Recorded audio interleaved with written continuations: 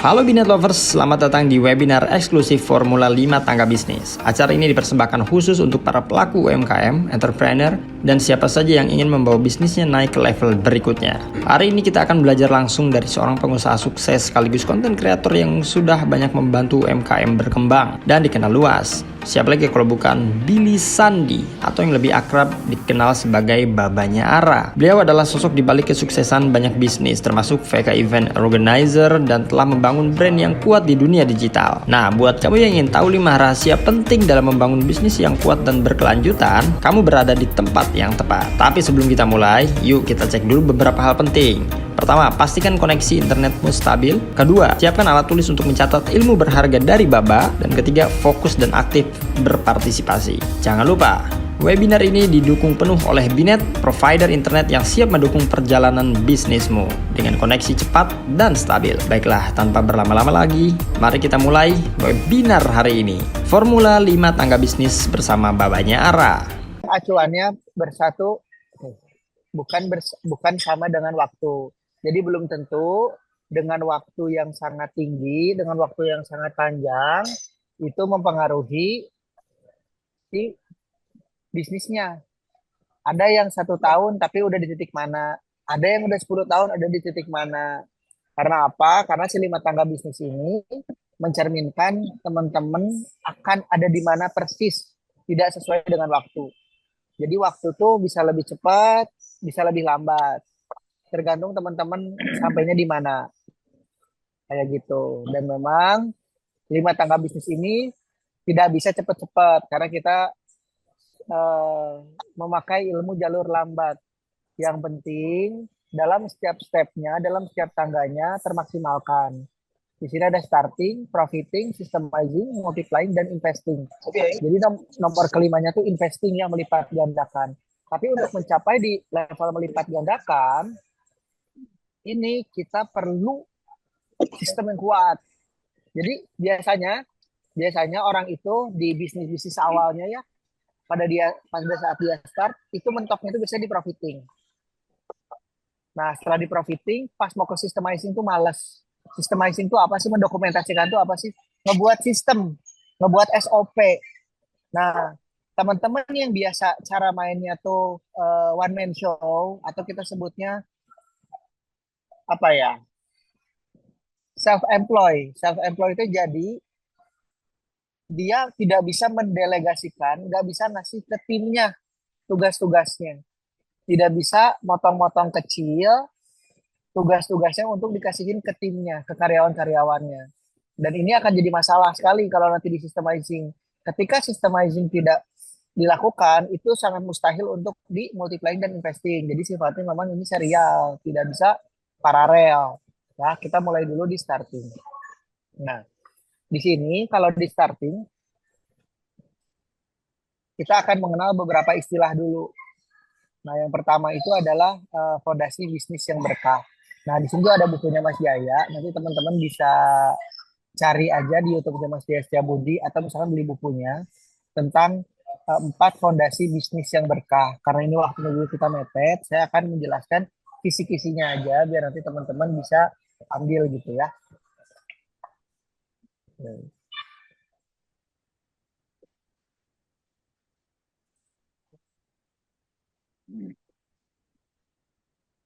Nah, di fondasi bisnis berkah itu kita akan mengenal yang namanya makna sukses, angka cukup, konsep rezeki, dan kebaikan proses juga keberkahan. Nah, di mana bisnis yang harus kita jalankan itu harus berdasarkan landasan keberkahan. Jangan sampai apa yang nanti mau kita jalanin jatuhnya malah jadi membingungkan diri kita sendiri. Kita nggak ngerti tujuan kita tuh berbisnis apa, kita nggak ngerti cara berdagang satu sama lain, apa sih yang boleh, apa yang tidak. Kita akan terus kejar yang namanya halal dan thayyib gitu ya. Kalau dari kami itu selalu memperutamakan tentang halal dan thayyib. Dan yang kedua adalah entrepreneur mindset, terus dasar negosiasi, menjual tanpa membual. Nah, apakah kita di starting sudah siap untuk menjual tanpa membual? Ini sangat jadi fokus dan concern kita dalam berjualan ya. Teman-teman kalau misalkan fokus ke marketing, Apalagi marketing zaman sekarang, kayak misalkan fotonya gimana, aslinya gimana. Nah, itu aja tuh sudah tidak kayak gitu. Jadi jangan sampai dalam berbisnis kita membual gitu, menjual yang tidak semestinya, menjual yang berbeda gitu. Ini harus menjadi dasar dulu untuk di poin starting. Kenapa? Karena pada dasarnya kita ini berbisnis bukan untuk mencari korban, tapi berbisnis buat cari pelanggan. Memang mungkin di zaman-zaman kita awal berbisnis, kita memulai, kita baru tahu secara sistem seperti apa, menu seperti apa kalau di kuliner, jasa servis itu seperti apa gitu ya. Nah, kita mulai belajar, belajar, belajar, belajar. Mungkin dulu ada orang-orang yang jadi korbannya. Nah, kalau sekarang upayakan dalam membuat dan meriset sebuah produk itu jangan sampai teman-teman membuat orang lain jadi korban karena kasihan ya kalau jadi korban. Lalu ada lagi 7 formula buka langsung laris. Tapi ini saya bakal buka juga kalau misalkan waktunya sampai ya. Terus di sini ada juga menata keuangan, badan hukum, perizinan dan merek. Nah, kalau rata-rata di sini Kang Anjar untuk badan hukum, perizinan dan merek tuh sudah dimulai belum di level starting ini teman-teman semua yang di sini? Udah sih Adil, kebanyakan kan yang peserta yang K2M ini adalah binaan dari Dinkop dan Ada setahu fasilitasnya ya? difasilitasi dari sampai halal kayak gitu pun udah diituin lah, dibantu lah, sangat dibantu dan itu gratis. Oke, mantap. Oke.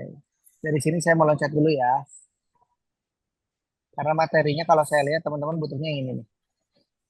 Nah, di sini ada matrik Boston yang udah disingkat sama Mas Yesya Budi.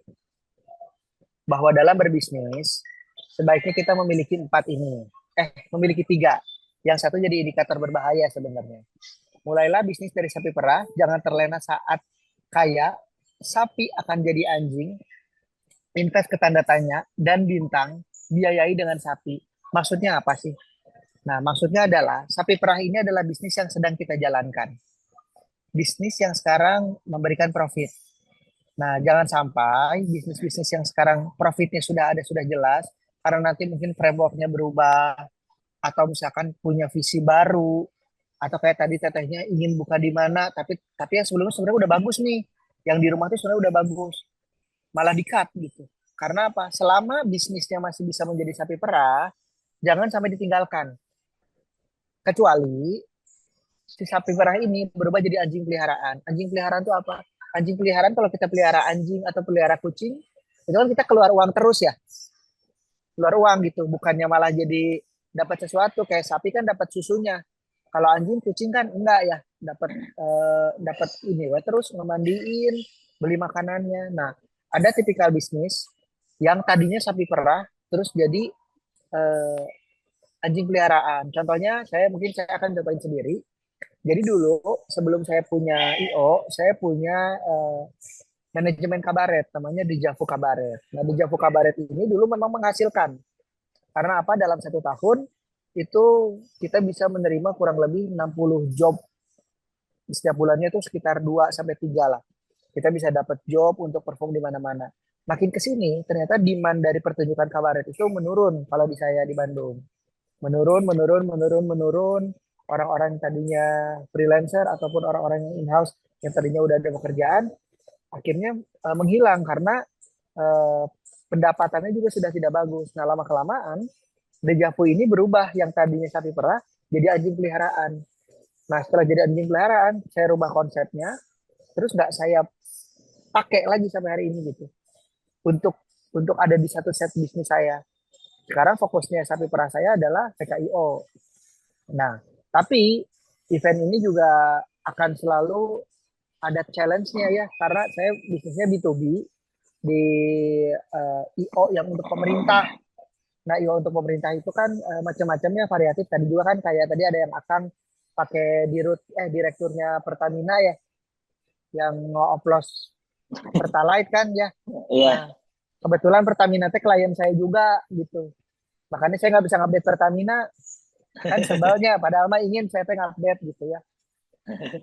Nah, saya juga nggak mau untuk bergantung pada satu instansi BUMN terus-menerus. Akhirnya saya sedang membuat produk tanda tanya yang nanti akan jadi produk bintang. Apa itu? Saya lagi buat exhibition namanya Kimo Expo. Nah, ini exhibition anak-anak yang nantinya saya harap dalam 1 tahun bisa berjalan 2 kali. Dan ini akan lepas dari bisnis saya yang B2B, yaitu PKIO tadi, gitu. Ada yang tidak paham nggak soal eh, sapi perah, anjing peliharaan, tanda tanya dan bintang? Sok boleh mangga ditanyain. Boleh mangga teman-teman peserta bisa langsung nanya aja. Apa itu sapi perah, apa itu anjing, apa itu bintang, dan apa itu tanda tanya. Bisa kurang jelas. Jadi Betul. harus dijeda-jeda Abil ini. Iya ya, nggak apa-apa. Mending gitu aja. Boleh ada yang mau nanya? Boleh ini siapa yang nanya? Boleh sebut namanya, bisnisnya apa? Siapa? Teh Winarti. Boleh Mau Teh nanya Teh? Winarti. Boleh, boleh. Saya sambil nyatet ya, Teh Winarti. Boleh Teh? Belum ada pertanyaan. Belum ada Belum. pertanyaan. Berarti ini Belum. paham ya? Ini paham Paham ya? semua. Izin Anjar nyimpulin sedikit aja. Boleh, enggak? Ya, jadi yang saya tangkap adalah sapi perah adalah tadi apa nyatet nyatet sedikit. Sapi perah adalah penghasilan seperti kita memerah sapi keluar susu penghasilan. Kalau anjing itu kita terus modalin ya Kang ya. Terus Iya, modalin, terus mandiin, kasih makan dan lain-lain gitu ya. biasanya gini Kang Anjar. Biasanya ada orang-orang yang memang bisnisnya teh karena saking sama pride-nya nggak mau dia matiin. Padahal Oke. secara pasar itu sudah tidak works gitu. Oh. Tapi karena pride atau misalkan dari orang tua turun ke dia gitu. Ya, oke, Nah, turun ini kita temurun harus ya. kita harus bisa kalibrasi nih bisnis yang diturunkan ini apakah akan masih tetap bisa jadi sapi perah? Ketika ini bisa tetap jadi sapi perah, oke, dilanjut aja gitu. Tapi kalau misalkan ternyata jadi anjing peliharaan, tutup aja. Oke. Hmm. Nah, itu berarti sapi perah tadi menghasilkan susu, anjing modalin gitu kan, meskipun pas-pasan, muter gitu kan ya. Terus sama bintang. Kalau bintang itu tadi apa kan produk ininya? The best Iya, produknya. Atau ke tanda jadi tanya dulu. jadi ketika sapi perahnya berjalan, kita tuh tidak boleh terlena. Oke. Ah udah aja bisnis lagi jalan lagi jong-jong gitu ya. Wah jalan aja terus. Kayak misalkan tadi budak lagi jalan aja terus. Nggak tahu kan ternyata dunia itu dinamis. Kesempatan orang untuk berdagang juga dinamis. Tiba-tiba ada kompetitor masuk. Kita kurang siap nih untuk Ya, mengumpulkan oke. dana, mengumpulkan strategi gitu. Nah harusnya ketika sapi perah ini berjalan, kita juga sudah harus siap-siap untuk membuat si produk tanda tanya itu. Harapannya produk tanda tanya ini akan jadi produk bintang yang menghasilkan Oke. lebih lagi. Nah, pada saat proses itu si sapi perah jangan sampai Lepas. dikat. Nah, jangan sampai Oh, dikat. Jangan kayak misalkan, oh udah mau ada bisnis baru nih. Ini tuh sebenarnya cuma menghasilkan, tapi saya mau udah nggak mau padahal fondasinya tuh dari situ gitu. oh iya betul betul betul. Hmm. Kurang lebih kayak gitu, paham teman-teman? Boleh dicek dulu, buka suaranya nggak apa-apa, takut nundutan gitu.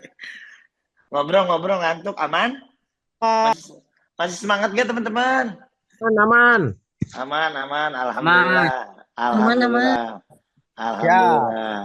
Lanjutkan, oke lanjut nah, Kang. Aman, udah ada respon nih Kang. siap. Tadi kan di sini 4 fondasi bisnis berkah. Nanti saya coba kasih PR ke teman-teman. Kalau misalkan ada yang ternyata udah baca buku fondasi bisnis berkahnya Mas Jaya Budi, alhamdulillah. Kalau yang belum, coba lihat dulu aja di YouTube, di video-videonya Mas Jaya Budi. Terus ada entrepreneur mindset, dasar negosiasi, menjual tanpa membuat, dan di sini ada 7 formula buka langsung laris. Nah, saya nanti bakal langsung ke sini dulu ya, ke 7 formula buka langsung laris. Supaya apa? Mungkin di sini ada teman-teman juga yang lagi tanda tanya nih, secara produk apakah saya udah benar atau belum. Yang saya sudah jalankan beberapa bulan ini, oke nggak sih sebenarnya? Nah, ini mau saya jelasin ya.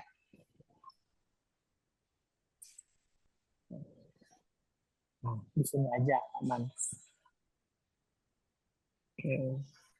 Nah, Di sini ada formula buka langsung laris.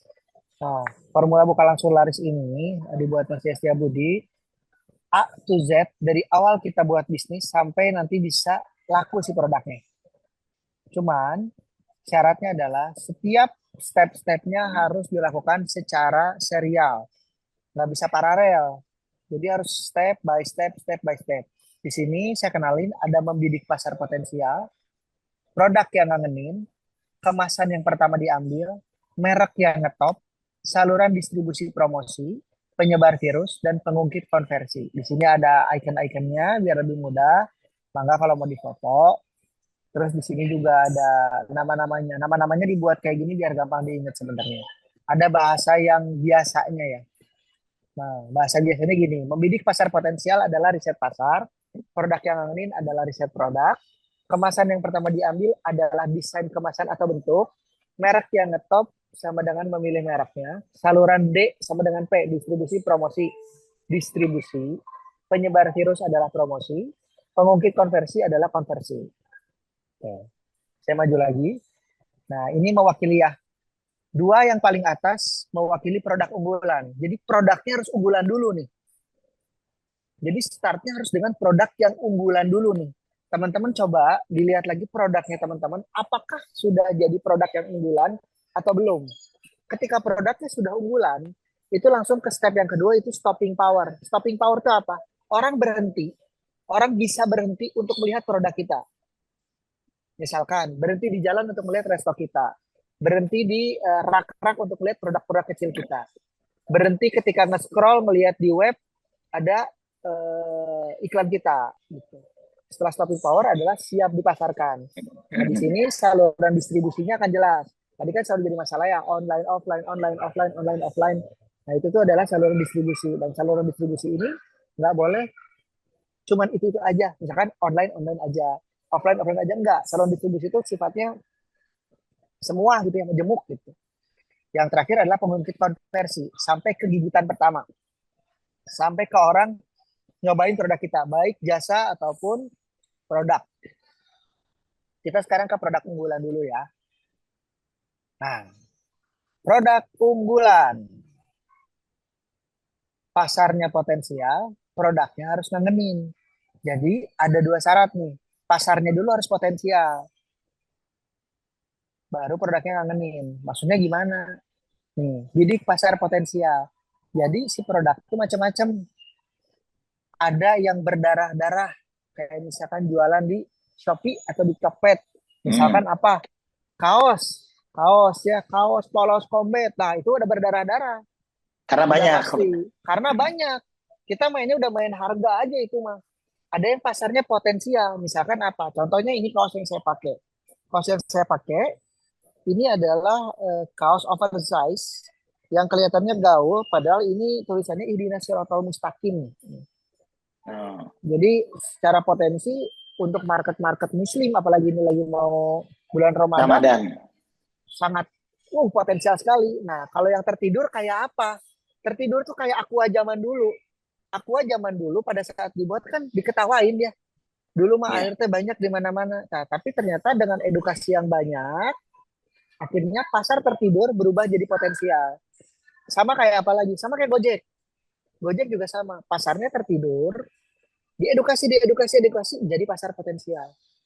Jadi ini produk-produk yang tertidur tuh yang belum laku aja gitu. Orang-orang belum diedukasi.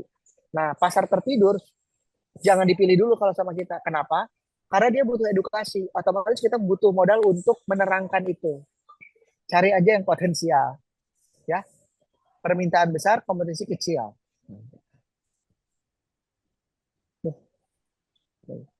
Nah, ini ya pasar potensial ya. Klasifikasi pasar potensial. Banyak produk berkualitas tapi gagal tren. Produknya berkualitas tapi gagal ngetren. Berhasil ngetren tapi tidak bertahan lama. Contohnya kayak apa? Dulu kue artis ya. Kue artis. Milo kepal, kue artis. Nah, produk baru merupakan solusi dari permasalahan Anda. Contohnya kayak casing mungkin, casing ya. produk yang telah menjadi komoditas tapi tidak ada merek yang menonjol kayak Maichi dulu, Oh, keripik. keripik singkong jadi Maichi. Produk yang dianggap gagal punya potensi tren, itu tadi ya kayak Milo Kepal. Banyak orang mencari suatu produk tapi barang langka di pasaran. Kayak sekarang mah apa nyari apa iPhone 16 kan susah. Hmm. Permintaan banyak, supply juga banyak, tapi masih ada celah diferensiasi. Nah, kalau ini contohnya kayak baju ini ya. Kaos kan banyak dicari orang, supply-nya juga banyak. Celah diferensiasinya apa? Celah diferensiasinya adalah ini oversize dan muslim. Hmm. Jadi pembedanya dari kaos ini apa? Dua yang tadi. Lalu produk pelengkap dari satu produk yang sedang tren. Contohnya apa? Contohnya kayak misalkan ini, saya kan pakai headset. Produk pelengkapnya apa? Si covernya ini, cover si Gary-nya ini, Case-nya ya. case-nya. Sedang tren di wilayah di negara lain, belum tren di wilayah kita. Nah, itu kan sering terjadi ya, banyak tuh ya. Sudah ada yang tren, tapi konsumennya terbatas karena harga. Nah, ini juga banyak ya, kayak misalkan contoh, dulu mobil listrik dibuat sama Jepang atau sama Amerika, sama Eropa mahal. Akhirnya sekarang BYD muncul. Merek-merek Cina muncul dengan harga murah. Nah, itu contohnya kayak gitu. Gabungan dua atau lebih produk lama yang menghasilkan produk baru yang unik. Contohnya kayak misalkan hijab sport. Terus yang ke-12, produk ngangenin yang bukan menjadi produk utama unggulan dari suatu brand. Kayak misalkan produk utamanya Apple adalah handphonenya sama laptopnya. iPad bukan jadi yang utama. Nah, kita bisa niru tuh kayak Samsung akhirnya ngebuat si Tab kayak gitu. Ya, kita maju ya. Ini gambar cakwe, ini ada apa ini namanya? Odeng. Gak ada habisnya peluang bisnis. Bagaimana jika sudah terlanjur jalan baru sadar formulanya. Nah, ini mungkin ada yang mungkin relate ya, teman-teman. Kalau misalkan ada mungkin relate, aduh ternyata bisnis orang berdarah-darah, pantesan orang ripu-ripu wae dagang gitu ya. Kan Iya. gitu ya. Nah, ternyata yang dibidik adalah pasar berdarah. Nah, contohnya ini hijab. Oke. Gunakan database-nya, kasih produk pasangan, target pasar sama produk berbeda. Contohnya apa? Hijab sport. Tetap hijab, tapi dijualnya digabungkan dengan si sport ini. Akhirnya menemukan pasar baru, orang-orang yang mau beli karena dia mau olahraga tapi berhijab. Nah, riset pasar, baru riset produk dulu. Kenapa harus urutan? Kalau riset pasarnya dilewatin, nggak jelas nanti pasarnya. Jadi kayak nyerbu wilayah tanpa punya peta, gitu. Kalau diibaratin perang mah. Jadi riset pasar ini di awal. Kalau kita rata-rata, bahkan saya dulu, fokusnya suka ke produk dulu, Kang Anjar. Urang Iya, mah ngajian iya weh. Naon sih? Bakso Anjar, bakso menggeliti kan gitu-gitu gini. Jadi iya. kita tuh berpikiran Gimik. seakan-akan iya kreativitasnya dulu yang dimunculin. Padahal dalam berbisnis ini riset pasar dulu yang pentingnya. Jadi kita tuh mau jualan apa sih? Kita tuh pasar yang akan belinya gimana sih? Sebesar apa sih pasarnya? Nah, itu juga harus harus dari sekarang di risetnya teman-teman. Kalau misalkan teman-teman memang mau menjadikan itu besar bisnisnya. Contoh, misalkan ayam goreng. Teritori di wilayah itu tuh peminat ayam goreng tuh berapa? Dalam sehari itu habis berapa? Apakah nantinya akan buka di Karawang dengan banyak cabang? Bisakah suplainya mencukupi dan bisakah orang-orang beli dan ngabisin? Jadi riset pasarnya harus dari awal. Jadi kalau sekarang yang udah terlanjur, coba dilihat lagi, coba cari celah diferensiasinya. Oke.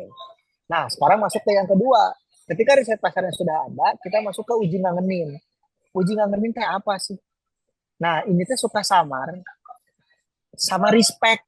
Biasanya kalau udah uji ngangenin, kita tuh kadang mau ngasih tes ke orang, tapi pakai merek kita, terus kita sebagai ownernya yang ngasih.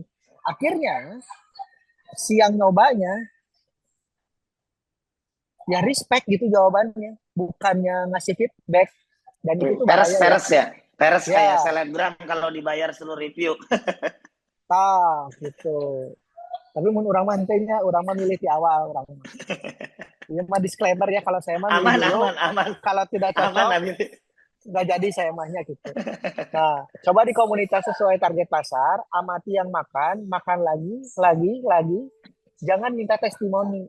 Kadang kita teh fokusnya ke testimoni ini ya. Iya, betul. Harusnya mah ke feedback. Nah, ada juga yang gini ya.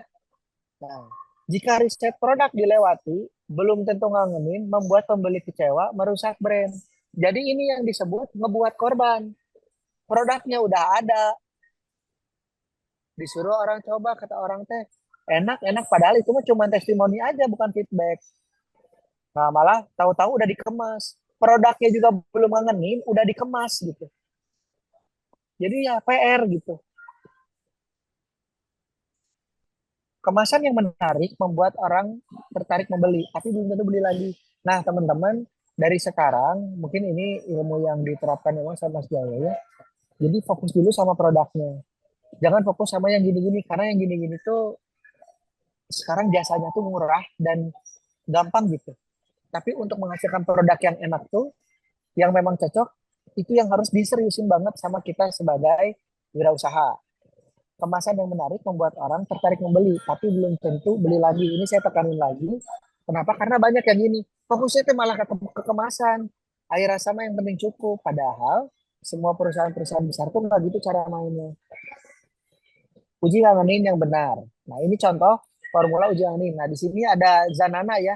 Nah, dulu Zanana chip itu, ini punya senior saya di lingkungannya Mas Jaya, Kang Gazan Aska. Dia punya keripik pisang Zanana. Cara dia uji ngangeninnya kayak gini. Jadi tidak pakai bungkusnya. Terus cuma ditulis keripik pisang rasa green tea gitu. Uji ngangenin gunakan kayak masa sederhana, coba di komunitas, langsung ke konsumen, bukan reseller. Nah, ini juga jadi catatan. Kenapa bukan ke reseller? Karena reseller mah ya wae. Oh iya bisa dijual gitu. Jadi kita memang harus ke komunitas. Amati, repeat nggak, referral tuh jadi nawarin nggak, ngasih tahu nggak, advokat. Jadi kalau referral tuh ngasih tahu ini enak, cobain gitu.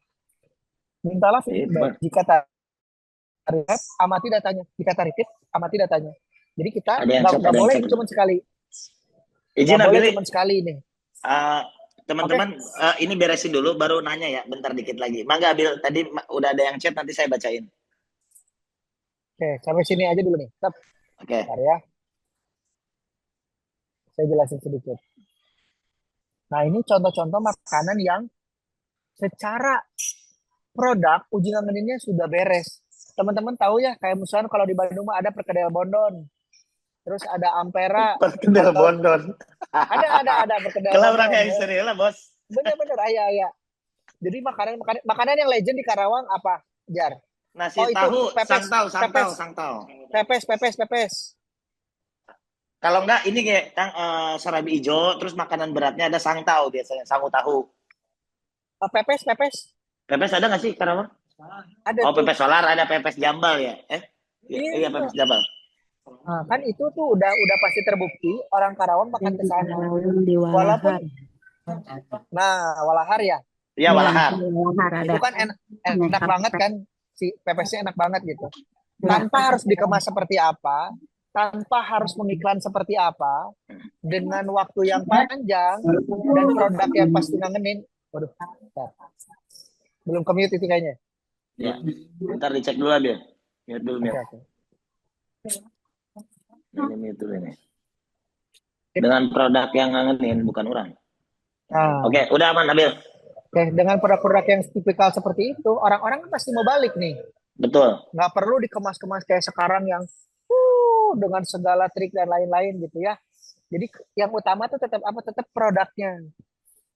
Ini soto Bang Ahmad Banjarmasin, ronde jahe gardu jati. Tuh dari tahunnya aja udah 86. Kalau produk yang udah ngangenin itu udah pasti kesananya lancar. Kita tinggal hanya fokus sama saluran distribusinya aja. Oke. Jadi yang paling utama adalah produk.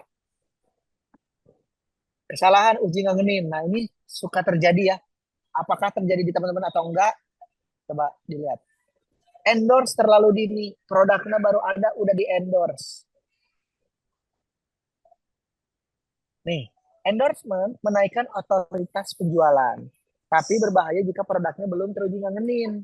Nah, ini yang terjadi kalau teman-teman suka ketemu ombak. Di awal-awal orang belinya kayak yang banyak. Kesananya enggak. Itu tuh biasanya karena itu. Karena respect. Terus kalau misalkan kayak jangkauan makanan-makanan yang sifatnya snack tuh ya. Kayak misalkan Jeko lah. Anjar nyobain Jeko terakhir kapan, Jar? Terakhir 5 hari yang lalu pas Enak ada nggak Jeko? promo. Enak sih. Enak. Tapi bakal nggak makan tiap hari? Enggak. Enggak. Jadi memang cara terbaik dari sebuah produk kita kalau semuanya udah coba adalah memperbesar pasarnya. Memperbesar siapa yang belinya. Karena mungkin makanan kita itu bukan daily konsum gitu. Bukan dikonsumsi tiap hari. Tiap Jadi hari. jangan tiba-tiba, oh, nu meuli ayeuna. Jangan-jangan di wilayah kamu semuanya memang udah beli dan memang timing beli makanan kamu tuh seminggu sekali, bahkan sebulan sekali kayak Jeko. Jeko kan tetap enak. Tapi kan Iya. nggak mungkin memakan itu tiap hari gitu. Akhirnya Jeko ngapain? Jeko memperluas teritorinya supaya orang lain beli. Jadi ketika nanti orang lain beli, dia udah nggak kangen, kita lagi yang kangen gitu. Jadi Iya, iya betul. harus banyak Franchise gitu. berarti ya titik-titiknya ditambah ya maksudnya. Bisa jadi seperti itu atau promonya diluasin lagi, bisa franchise, Oke, bisa delivery, bisa dengan benar-benar. pameran, ya kan? Ikut-ikut pameran gitu ya. Nah, Yang mau nanya boleh dicatat dulu aja ya di buku atau gimana biar sekalian ya ambil ya. Punten. oke. Oke, nanti Baik. sampai ini dulu ya, dikit lagi nih. Nah, open reseller juga bahaya. Karena apa? Karena reseller itu jago jualan. Tapi dia nggak mau tahu produknya. Kita pakai sistem, dapatkan penghasilan ratusan juta per bulan. Sembari sarungan, dasteran juga boleh. Tapi secara produk belum matang. Alhasil apa? Resellernya gacor, tapi nggak ada repeat lagi. Nih ya. Omset yang besar bukan cerminan kestabilan. Menjadi kaya itu mudah di zaman online, mengejar berkah itu yang langka saat ini. Jar, jar. Ya, Oh, aman, aman ya. aman-aman. Oke, dah cukup segitu dulu. Oke, bentar. Ini baca yang nanya-nanya aja ya. Oke, Itu yang di handphone, dia ada burak kameranya jadi pakai laptop. Yang di handphone ini apa namanya? Keputus jaringannya. Ini kan yang baca chat ya, Bang? Ini ada yang beberapa yang nanya, bantu scroll ini gue bacain. Ke bawah ke bawah. Nah, izin tuh yang paling atas yang paling atas. Izin apa tuh? Izin bawa aja bawa bawa bawa bawa bawa. Hmm. Bawa lagi strategi yang dengan apa tuh? Strategi yang... Nah, ini Kang ada pertanyaan Kang. Kang oke. Billy. Kang Billy, Ya, ya. ada yang nanya ini pertanyaannya adalah strategi ngangenin dengan yang favorit. Aman gak sih ada emang sih? Oh, strategi ngangenin dengan mengosongkan dulu produk yang favorit. Aman gak sih? Ada kekhawatiran ada bahasa konsumen dirinya toppingnya kosong wae. Ini dari sebelah kuy. Nah, strategi ngangenin tuh maksudnya gimana nih? Soalnya saya kurang masuk nih sebenarnya sama pertanyaan. Pertanyaannya adalah dengan mengosongkan dulu produk yang favorit. Misalkan dari sebelah ini yang favorit adalah kerupuk kerupuk warna merah nih Kang. Hmm, Nah kerupuknya diawahkeun heula diganti ku topping nu sejen. oke. Kayak gitu kurang lebih. Ada Tapi langsung kekhawatiran. ke konsumen. Langsung ke Langsung konsumen. konsumen. Cuma ada kekhawatiran. Jangan, Apa tuh? jangan, Jangan. jangan. Kenapa? Karena uji ngangenin itu adalah pencobaan kita kepada komunitas. Justru nggak bisa tuh kalau dicobanya ke konsumen. Jadi jangan sampai konsumennya bayar, terus kita eksperimen di situ. Oh. Itu nimbulin korban. Kalau mau pakai teknik yang itu berarti ke komunitas dulu. Iya, ke orang yang nggak kenal atau ke orang-orang terdekat tanpa adanya brand. Jadi dijelasin lagi, dicobain lagi. Oke. Terus sudah terjawab, Teh Indri? Jangan sampai bayar ya. Kalau misalnya uji ngangring mah jangan bayar. Bahaya. Oke, terus. Nah, ini nih, coba Imam simak doang sih, bukan nanya. Kerasa banget ini yang endorsement terlalu dini. Kira-kira Ya, nih dari Reza Aldian Pauji, kira-kira salah nggak ya, Mbak, kalau strateginya dibikin open PO dulu dari brand clothing nih. Ini mah brand clothing, Kang. oke. Sebenarnya open PO tuh bagus ya. Strategi-strategi gitu tuh jadi beli putus sebenarnya kan. Jadi dari awal dia open PO dulu, setelah terkumpul baru produksi itu nggak ada masalah sih.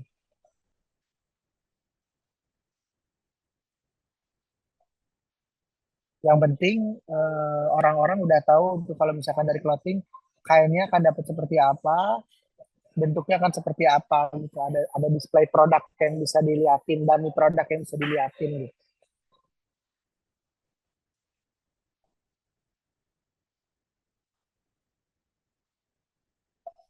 Oke, ada lagi nggak Jar? Suara Anjar nggak keluar.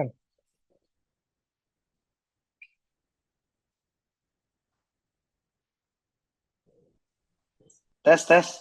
Ya, Oke, ini ada lagi Kang yang nanya, gimana kalau menghadapi kondisi di mana produk yang kita anggap bukan unggulan justru malah lebih laku yang gimana sih? Iya benar. Benar kan? Kita tuh nganggap satu produk ini kita anggap bukan unggulan, justru malah malah laku Kang. ya, udah berarti unggulannya itu. Berarti si ownernya apa? Instingnya, intuisinya masih kurang Kang ya? Enggak. Jadi bisa jadi memang proses uji nganganinya kan belum berjalan dengan kayak tadi dibilangin Ah, gitu iya ya. iya iya. Tapi ketika ada satu produk kayak tadi sebenarnya itu kalau diobrolin itu persis banget sama materi yang ini. Eh, produk pelengkap dari suatu produk yang sedang tren. Ah, oke oke. Kayak Jadi nggak misalkan kita apa-apa. kita beli AirPod belum tentu kan tiap hari, tapi beli case dia bisa tiap minggu gitu kan? Iya, dan misalkan Itu ketika produk si pelengkap produk berarti. ketika produknya kerasa ternyata ini si produk pelengkapnya malah jadi laku. Ya udah itu jadi produk unggulan kita aja, nggak ada Ah, masalah. Justru oke. jangan dipertahanin yang bukan unggulannya malah dimajuin terus. Nanti Ah, secara pendobrakan market nggak akan kerasa. Sedangkan kita kan butuh sales. Kalau ternyata sales dari situ, ya udah fokus dari situ aja dulu. Kalau itu udah jadi hmm. unggulan mah gitu. Izin Kang, ini ti Anjar Kang, ti Anjar ya. Siap. Anjar kan punya produk pisang berkah. Produknya Ya. nyata hiji-hiji nah Kang. Tidak ada Hmm. varian baru. Tapi alhamdulillah sedik waktu buka tuh emang gak riset, tapi lebih ke oh gue suka bikinnya, gue enak bikinnya. Ternyata awal tuh saya pakai pakai kemasan yang bagus Kang. Hmm. Awal tuh pakai kemasan yang bagus, PO terus berdatangan. Akhirnya pas dibuka lagi setelah lama tertidur, beberapa tahun tertidur, buka lagi di K2M, Karawang Kuliner Malam itu, saya pakai kemasan yang biasa, bahkan nggak ada logo, nggak ada apa. Terus saya jualin dan alhamdulillah sekarang teh naik terus gitu. Nanti itu jawabannya ada di setelah ini. Oke siap. Ini ada satu lagi nih dari ayam nih, ayam taam nih. Gak punya kemasan yang gemes karena menekan biaya biar jualannya nggak kemahalan. Insya Allah apa ini? Yang ini pengen kali bawah bang. Nggak punya kemasan yang gemes, jadi kemasan biasa Kang, karena menekan biaya biaya biar jalannya kemahalan gitu. Itu bagus gak Kang? Kalau itu benar-benar akan yakin secara produk unggulan, oke sih. Karena memang ini salah satu syarat sebenarnya si kemasan tuh. Nanti ada di kemasan yang pertama diambil Oke. sama merek yang ngetop.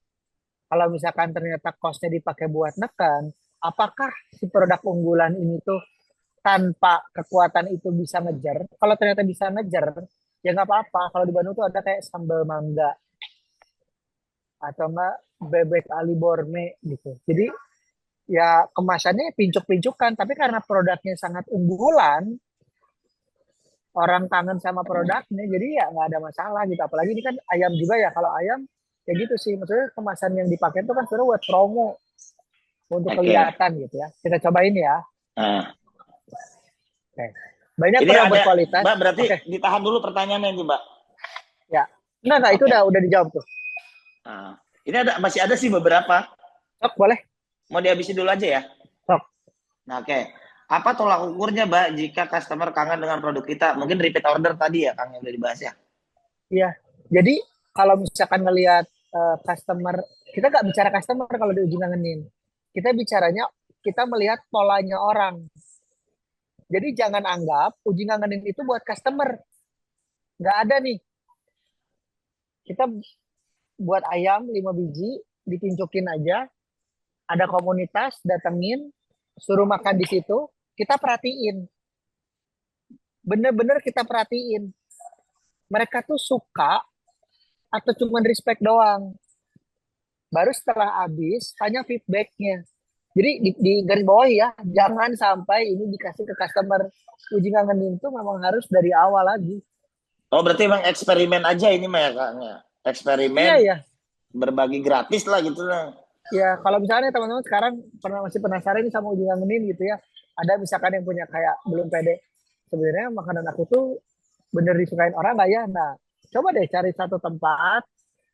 Kalau bisa, sesuaikan si makanannya dengan segmentasi pasarnya. Berarti nggak usah kita tanya tuh, Kang. Nggak usah kita tanya gimana rasanya. Terakhir, Oke. misalkan jualan produk yang produknya teh A atau B gitu ya segmentasinya.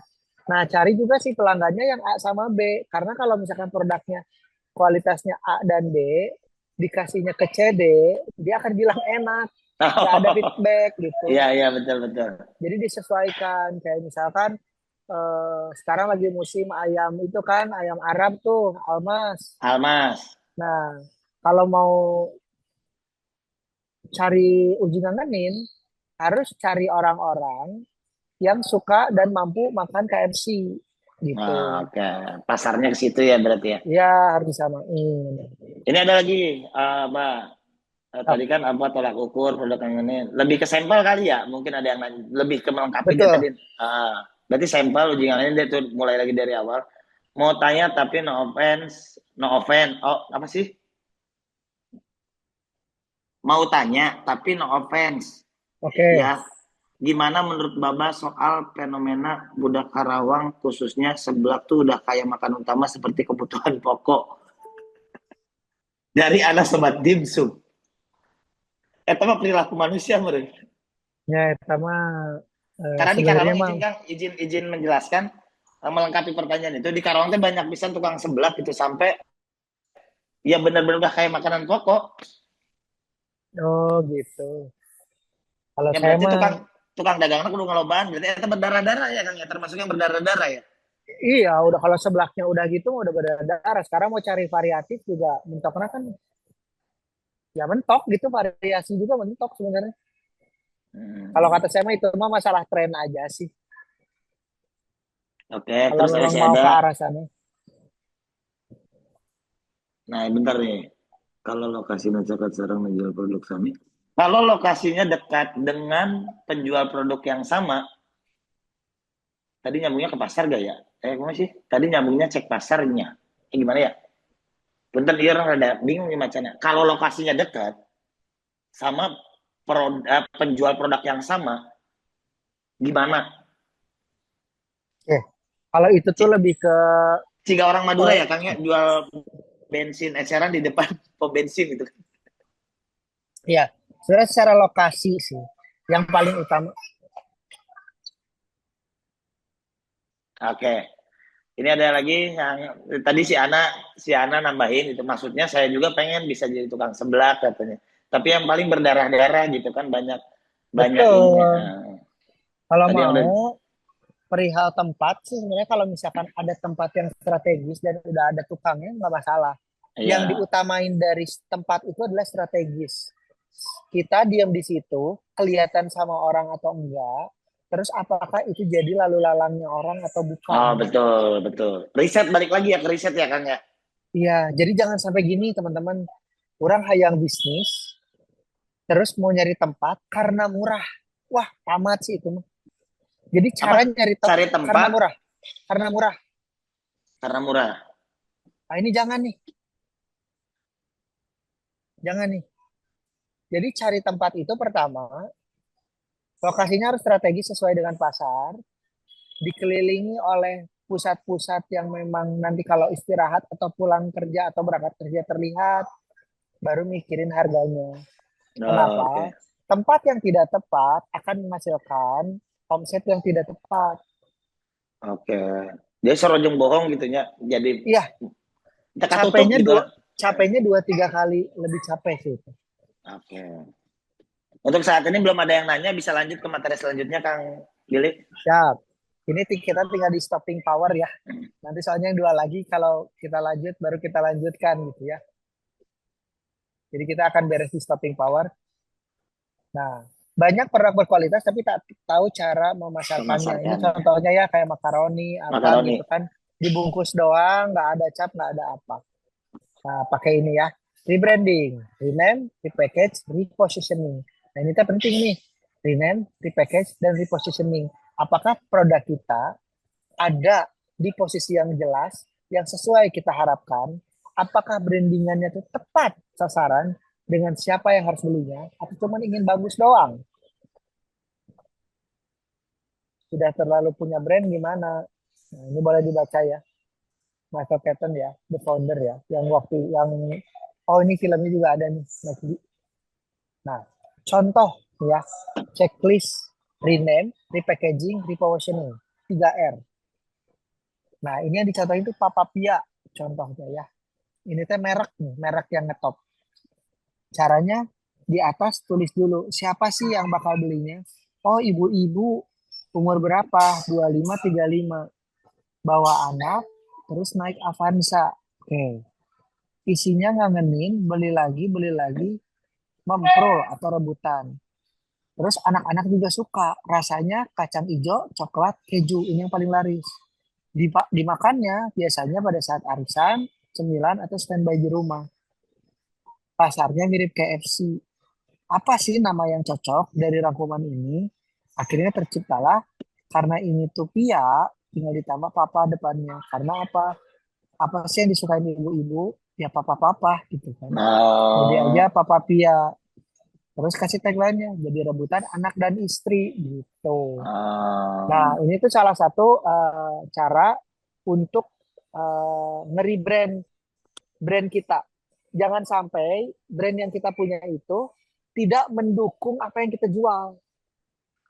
Contoh, Coca-Cola benar-benar mendukung karena jualannya cola hmm, gitu.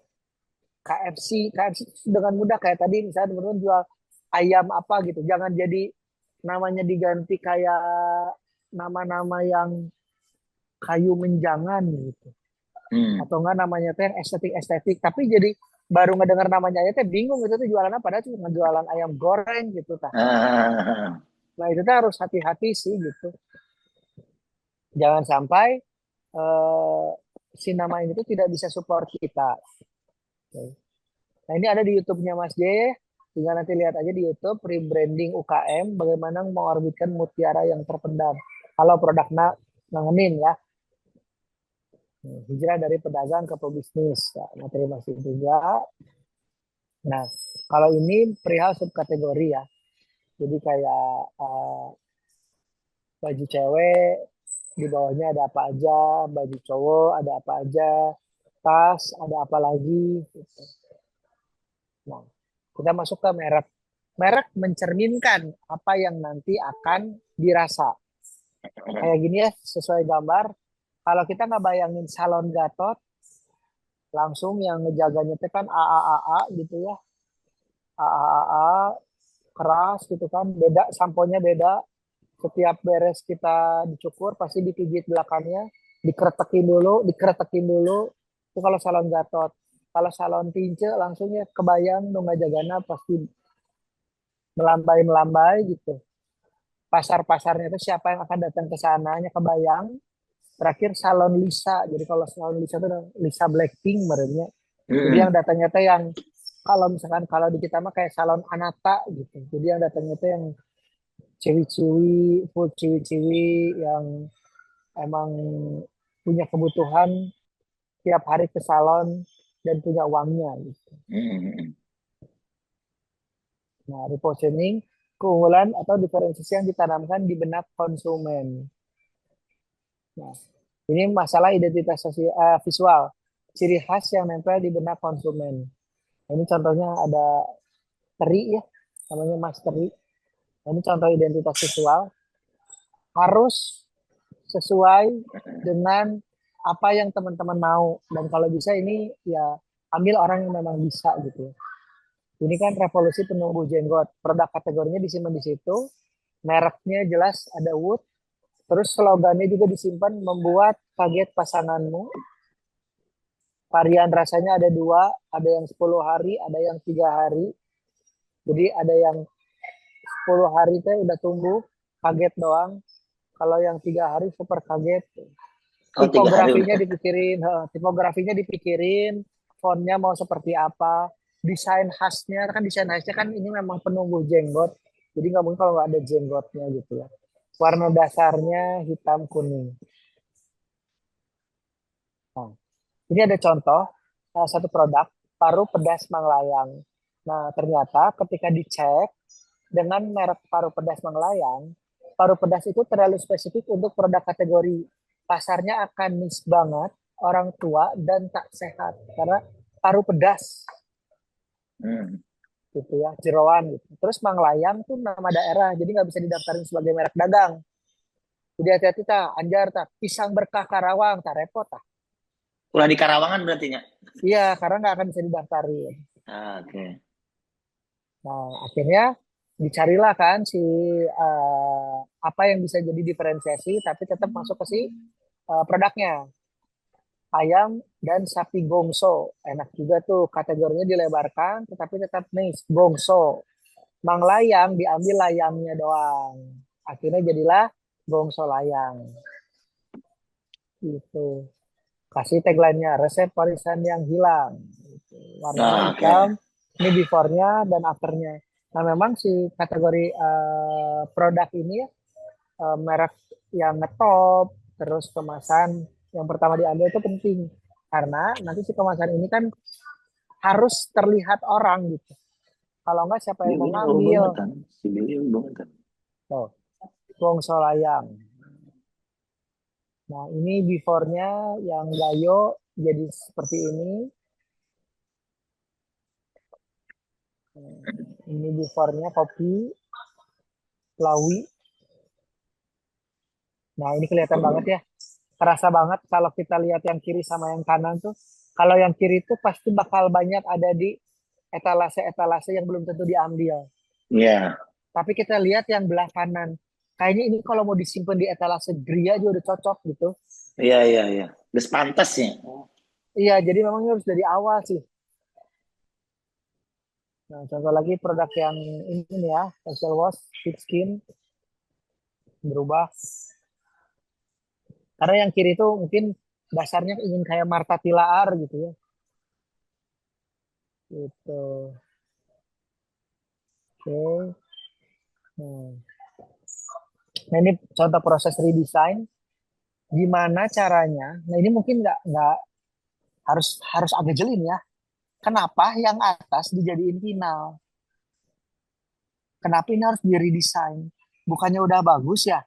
Nah, yang jadi masalah adalah warna di sini akan menutupi si produk. Akhirnya nyampe ke sini, dicoba lagi dengan warna yang cocok, ternyata yang paling cocok ini. Kalau pakai yang atas, di makanannya kurang muncul. Kenapa? Karena warnanya terang. Oh, iya, iya, iya. Jadi orang nggak bisa ngira-ngira ini apaan sih? Gitu. Bentuknya gimana sih? Iya, kita kan yang kita mau munculin kan si produknya ya, Mm-mm. gitu.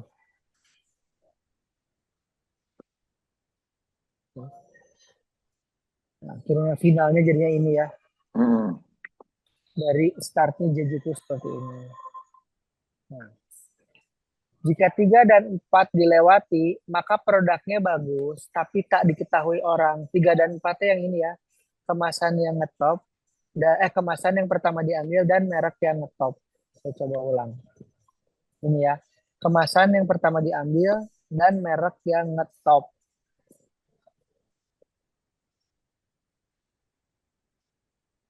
Oke, ada yang mau bertanya? Cukup dulu Oke, Salim. kita buka pertanyaan lagi. Abil mungkin berapa masih banyak nggak Abil materinya Abil? Udah cukup. Oke, berarti kita sesi sharing aja ya Abil ya. Ya, ini udah cukup. Oke, boleh ya teman-teman kurang lebih bisa bertanya. Karena kalau misalkan nggak dibatasin mah sampai kan jam 12 dia mau beres nanyanya. Jadi boleh ada 5 orang yang mau bertanya silakan. Mau langsung audionya diaktifkan mangga atau mau teksnya nanti saya bacakan mangga. Tapi bagusnya sih ngomong sendiri ya biar apa? Biar lebih enak. Boleh siapa dulu? Enggak. Ada yang mau nanya? Bentar, lihat chat, ada chat ya.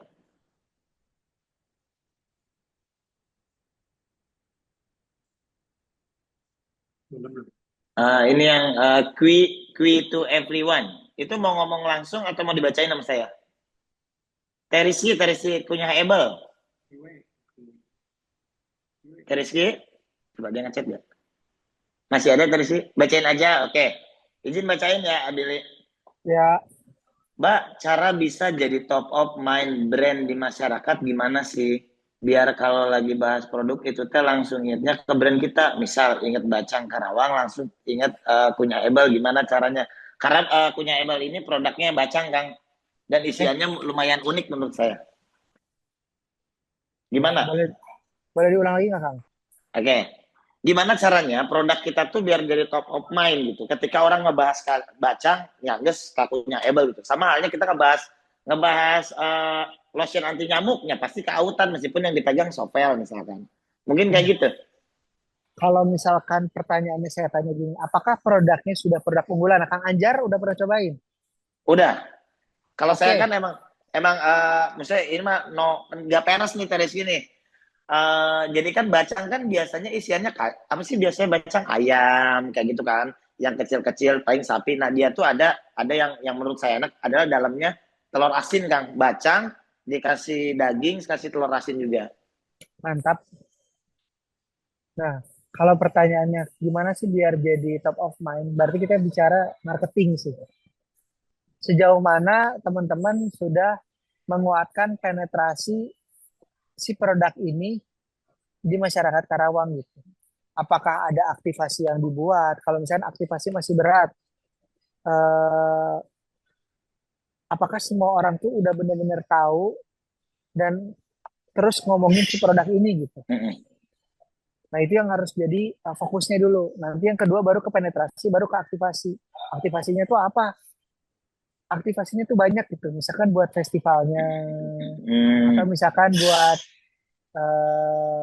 sesuatu yang bisa jadi viral dari si produk ini. Kalau udah yakin produk ini jadi produk unggulan ya. Yeah. Karena untuk ngejar jadi top of mind, kayaknya nggak susah deh kalau misalkan ternyata produk itu udah produk unggulan. Oke, anggaplah gini Kang, misalkan ini saya izin menambahkan. Kalau misalkan dibuatnya dengan misalkan sering-sering bikin konten dan itu ngaruh nggak sih Kang? Misalkan produknya udah unggulan nih, udah oke nih. Ingat Bacang, ingat punya Ebel, misalkan terus digaungkan, terus akhirnya diedukasinya tuh lewat sosial media untuk penyebaran marketingnya lagi itu aman nggak Kang? Harus dua-duanya berjalan sih. Kayak misalkan gini, tadi kan kita ngebahas ada materi terakhir ya konversi. Nah sebenarnya si konversi ini nyambungnya ke marketing. Salah satunya contohnya gini, apakah kunyah Ebel sudah menjadi makanan favorit untuk ibu-ibu arisan di setiap arisannya orang-orang Karawang? Oke, itu satu berarti ya. Iya, apakah semuanya udah kena setiap ada arisan kunyah Ebel tuh menyumbangkan itu gitu kayak tiap acara boleh deh gitu. Harga dasar aja deh ini gitu. Akhirnya apa? Nah ini yang bukannya lewat sosmed malah nanti bakal jadi top of mind nih. Jadi nggak selalu harus sosmed gitu. Jadi sifat konversi atau sifat marketing itu macam-macam. Gimana caranya orang nyobain gigitan pertama. Nah ini harus kuat di uang marketing. Kalau memang ingin jadi top of mind. Misalnya ada acara-acara pengajian. Ini saya support nih. Beli 10 dapat 15 misalkan kayak gitu bisa ya kayak ya? gitu itu tepat banget Maksudnya kan harga dasarnya mah tetap ketutup gitu. Tapi kan Ah, tetap membuat orang tuh jadi nyobain terus. Ketika semua orang udah nyobain gigitan pertama dan memang produknya ngangenin, ya orang pasti repeat gitu. oke. Yang lain ada yang mau tanya? Sebelum yang lain nanya, saya Kang tadi Kang masalah pisang berkah ya. Ya, Pisang berkah itu pernah dicoba Kang dengan kemasan yang bagus, terus PO juga alhamdulillah lancar. Cuma saya salah di saya ketika saat itu nggak terlalu fokus, akhirnya dicoba lagi dari 2018, 2021, dicoba lagi sekarang 2025 dengan kemasan yang biasa aja, tapi dengan racikan yang sama, dengan harga yang sama. Itu gimana Kang kasusnya ya tetap kalau kayak gitu Kang? kasusnya apa dulu nih? Nah, maksudnya saya pengen pengen maksudnya positioning dari bisnis saya gitu Kang. Secara secara kemasan udah dibikin biasa. Terus yang beli teh terbilang saya nggak kenal, bahkan dia nggak follow Instagram saya dan Pisang Berkah. Terus tiba-tiba dia ada beberapa kali beli gitu. Itu maksudnya tolak ukurnya gitu Kang. Apakah yang harus Hmm, dikembangkannya apa gitu? harusnya dikategoriin dulu sih ini makanan tuh termasuknya makanan apa, terus siapa Oh, yang belinya. oke. Ini makanannya olahan pisang pakai coklat, yang belinya kebanyakan anak muda. Jajanan lah, sebenarnya jajanan. Anak muda yang seperti apa? Bukunya campur-campur sih. Ya, jadi memang harus ditentukan nih. Maksudnya rate umurnya berapa yang mayoritasnya. Karena itu nanti akan menentukan apakah ternyata si desain kemasan ini harus yang wah atau enggak gitu. Oke, oke, oke. Gitu. Karena Tapi kalau kalau memang kalau ngejar ngangenin mah berarti udah masuk meren ya, maksudnya dengan kemasan biasa kayak gitu. Terus yang beli repeat udah masuk belum Kang ke kategori ngangenin itu? harus coba lagi Riset ya, riset sendiri, lagi ya. ha, nggak bisa diginiin. Oke, siap, siap. Yang lainnya mau nanya? Boleh teman-teman yang lain mau nanya bisa on mic misalkan. Peng boleh dilihat, Peng. Yang lainnya mau nanya? Nah, ini Mbak Izin untuk Mbak, untuk cash. case usaha saya gudeg eyang yang tadi. Seperti Oke. yang tadi awal saya cerita, secara produk sejauh ini saya cukup optimis. Mengingat punya pelanggan-pelanggan yang lumayan fanatik gitu, Mbak. Ya, betul Nah, betul. agar bisa naik tangga bisnisnya, saya harus mulai dari mana nih, Mbak? Biar jangan stuck di tangga masih ngejar profit aja, Mbak. Mbak lagi gua. Kalau memang ini mau dibesarin teh, memang harus melihat dulu sistem. Apakah ini bisa kuat untuk membuka cabang atau memang ada satu tempat yang memang strategis. Nah, ketika itu ada, tinggal bentuk tim aja. Nah, ketika sudah membentuk tim, tinggal membentuk arahnya mau dibawa kemana, visinya apa, targetnya berapa. Karena kalau yang penting mah ini segini susah sih. Kelama-kelamaan bisnis itu akan menuntut kita sendiri. Kayak misalkan contoh di bisnis yang saya jalani, Benar-benar. setiap tahun itu udah harus ada target. Oh, target profitnya segini. Nah, kalau nggak digitu tuh susah. Kalau misalkan Hmm. dari Tete produknya udah matang nih, berarti kan ini setnya mah udah tinggal tinggal ada sistem nih. Profitingnya sudah berjalan. Kalau sistemnya sudah bisa jalan, ya Benar. udah tinggal tinggal modal jalan aja gitu. Hmm. Oke, Jadi oke, oke. jadi yang ditentukan nanti adalah SOP dan sistem. Hmm. Boleh satu orang lagi yang mau nanya, Mangga? Satu terakhir ya. Ya, satu terakhir terus nanti sedikit kesimpulan yang saya oret-oret nih, Abili. Oke, Semoga aja menjadi catatan yang bisa terbaca. siap. Oke, sebelum nunggu ada yang nanya, jangan lupa teman-teman Karawang. Jangan lupa teman-teman Karawang ini kan sambil direcord nih. Saya tuh ini Zoom meeting di kantornya Binet, di studionya Binet. Dan Binet ini adalah salah satu provider milik Karawang, ISP ya, apa? Internet Service Provider asli Karawang. Dan dia banyak mengikuti event-event yang untuk support-support UMKM, si Binet Indonesia ini. April ya. Dan salah satunya adalah pembuat atau founder dari Lapak Aib. Lapak Aib ini adalah isinya adalah produk-produk UMKM Karawang. Jadi teman-teman yang belum pakai internet, pakai Binet khususnya orang Karawang, better internet, better life. Binet asli Karawang. Gokil, gue udah jadi host Binet ini. Boleh satu orang lagi yang mau nanya, silahkan teman-teman. Teman-teman, masih ada? teman-teman. Kang, Sambil izin. bentar Abelinya belum ini, bentar teh. Namanya siapa Oh, teh? Siapa namanya? Aman, sok. Seblakuy. Ah? Aman. Oke, siap. Sebelakuy. Oh, Gimana, Teh Teh? Indri. Mangga Teh Indri. Sika. Ya, nuhun, Baba. Nah, Gimana, tadi Teh? kan udah dijelasin ya 5 tangga bisnis, Baba. Hmm. Tapi goalnya adalah mungkin ada yang miss gitu kan ya. Maksudnya tidak sesuai dengan yang tadi goal gitu kan. Hmm. Nah, maksud aku evaluasi evaluasi kita tangga mana sih gitu kan? Apakah tadi ada juga yang nanya sih sempat evaluasinya dari awal? Apakah hanya membenahi yang missnya itu gitu kan? Kalau dari awal lagi kan repot. Kayak misalnya ya punten aku kan sebelaku ini kan musiman ya sampai Ya.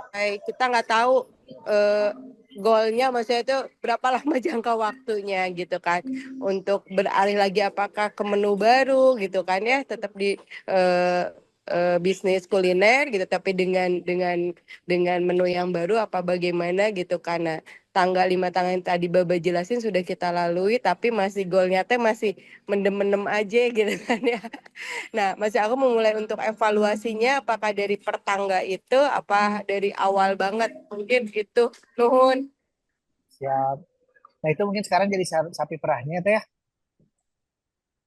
Iya, Kalau dilihat leres mah masih begitu. apa-apa itu mah aman. Nah, kalau misalkan di tanggal bisnis, rata-rata teman-teman UMKM itu pasti di profiting. Itu masalahnya, Teh. Nah, ini coba saya lihatin lagi ya.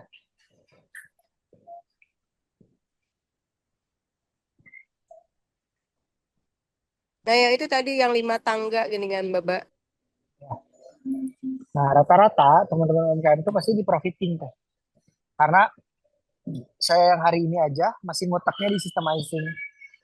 Rata-rata setelah beres dari starting ke profiting, systemizing itu bisa 3 tahun sendiri.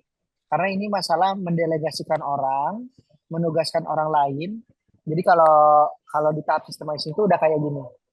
Nah, saya contohin simpelnya, ada satu struktur organisasi, misalkan ownernya Billy, CEO-nya Billy, CMO-nya Billy, marketingnya Billy, operasionalnya Billy, teknisnya Billy, tukang masaknya Billy.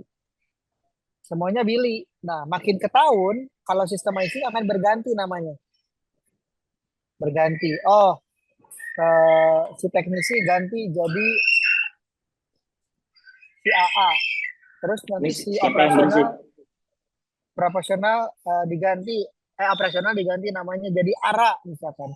Makin sini, makin berganti orangnya. Nah, ketika orangnya semuanya sudah berganti, apakah orang-orang ini sudah mumpuni? Kan belum tentu, karyawan itu akan berganti-ganti. Nah, tahap systemizing ini cukup lama sih, Teh.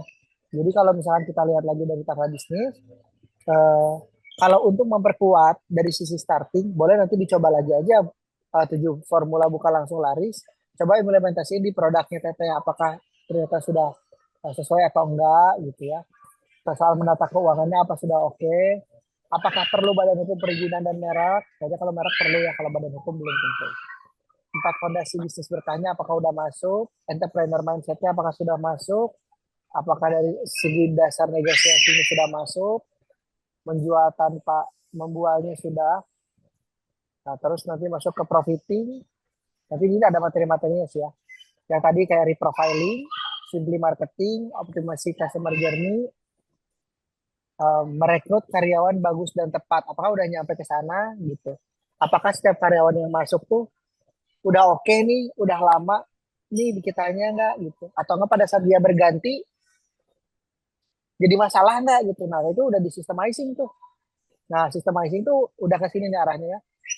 Merumuskan visi misi yang membumi. Visi misinya tuh sudah ada belum sih si perusahaan kita?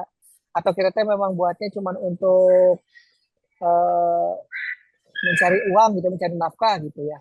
Apakah ada visi yang memang benar-benar kuat untuk mempertahankan bisnis kita? Apakah keorganisasian bisnisnya sudah berkah? Apakah SOP-nya sudah ada? Apakah KPI per karyawannya sudah ada? 4 sektor sistem masih sudah berjalan atau tidak? Optimasi talentnya sudah berjalan? Leadershipnya sudah ada belum? Jadi kalau leadership levelnya berarti di bawah teteh udah harus ada banyak manajer. Udah jalan belum gitu. Jadi kalau kita bicara lagi ke 5 tangga bisnis, rata-rata pasti di profiting kalau misalkan teman-teman Oke. di sini nih. Jadi kalau misalnya belum ke sistemize mah jangan dulu buka cabang atau gimana, Baba sarannya? Ya, betul sekali teh. Jadi kalau systemizing-nya belum belum bagus, belum teteh merasa tanpa ada teteh bisa berjalan dan cara menduplikasinya belum mudah, jangan dulu teh. Oke. Siap Perkuat dulu, nuhun. perkuat dulu sih culture-nya, culture si karyawan di dalam, perkuat dulu, dicatatin lagi teteh maunya seperti apa, mereka tuh harus outputnya seperti apa, apakah dengan teteh cuma bilang saya mah ingin target segini nyampe atau enggak. Ketika teteh ngomong kalau karyawan berganti, yang masuk di training 2 bulan juga udah harus sama ya. Nah itu harus bisa tuh, baru bisa maju ke yang lain gitu, baru bisa ke multiplying dan investing gitu. Ini sedikit ini di multiplying ya, udah harus bisa etika bisnis, advanced distribution, supply chain manajemennya sudah ada, udah bisa lihat big data. Ini kalau udah ke multiplying, karena multiplying sendiri itu nggak mudah gitu kalau SOP-nya belum jadi. Itu sih teh. Tutup. Cek tes. Udah apa Pak Anjar? Siap. Berarti sepertinya sudah tidak ada. Tadi saya buka 5, mungkin pertanyaan sudah terjawab dari Abili sendiri. Atau satu kali lagi aja, Abil. Ada nggak? Boleh nggak, Abil?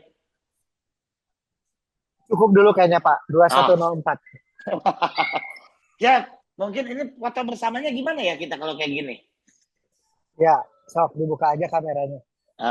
So kita foto bersama. Bapak-bapak ini sudah mulai tunduk atau harus pulang jauh? Bapak pulangnya dari tempat sekarang lah. Boleh kita foto bersama screenshot berarti ya? Boleh. Boleh teman-teman, boleh buka kameranya semuanya. Untuk foto bersama lah. Nah, nggak gaya tuh nggak gaya. Benar-benar kerudung nah. Nah, di screenshot di ini juga ya, di host juga. Ya, 1, 2, 3. Lagi 1, 2. Salah, orang mah saya. 1, 2, 3. Oke. Baik, hatur nuhun Abili, terima kasih banyak. Nuhun Semoga sadayana. ilmunya bermanfaat untuk kita semua. Mohon maaf saya menjadi host juga ada salah-salah kata, dan terima kasih Abil.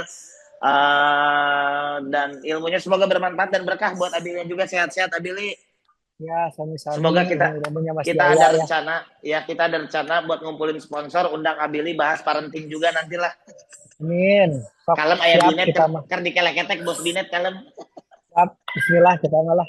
Yo, sekali lagi mohon maaf bila salah-salah kata, namanya juga manusia, wajar, bukan nabi boy. Wassalamualaikum warahmatullahi wabarakatuh. Terima kasih semua. Boleh dicek ke Instagramnya Abili ya, boleh dicek ke Instagramnya teman-teman ya. Pak Anjar. Yo, Kak Anjar. terima kasih teman-teman. Semoga silaturahmi ini tetap terjaga. Kita semua kaya raya, amin, berkah.